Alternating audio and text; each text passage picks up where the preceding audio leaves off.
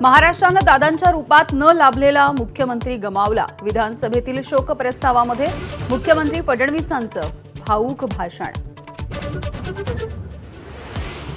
आरोप करताना जीव नकोसा करून टाकू नका, उद्धव ठाकरेंचा भाजपच्या नेत्यांना सल्ला.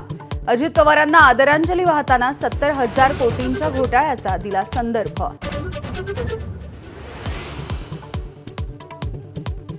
उपमुख्यमंत्री सुनेत्रा पवार राष्ट्रवादीच्या आमदारांसह विधान भवनात.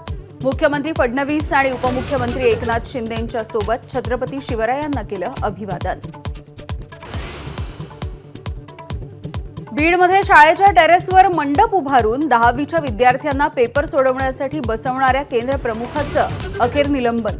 एबीपी माझाच्या बातमीचा मोठा इम्पॅक्ट. पुढील परीक्षा जिल्हा परिषदेच्या शाळेत होणार. नागपूरमध्ये 12वीचा पेपर फुटला, पण मास कॉपी नाही. शिक्षण मंडळाच्या प्राथमिक चौकशीमध्ये निष्पन्न. रसायनशास्त्राची पुन्हा एकदा परीक्षा होणार नसल्याची सूत्रांची माहिती. 10वी-12वीच्या परीक्षा केंद्रावरील सीसीटीव्ही कार्यान्वित ठेवण्याचे आदेश. सीसीटीव्ही बंद आढळले तर कारवाई. राज्य शिक्षण मंडळाचा कडक इशारा.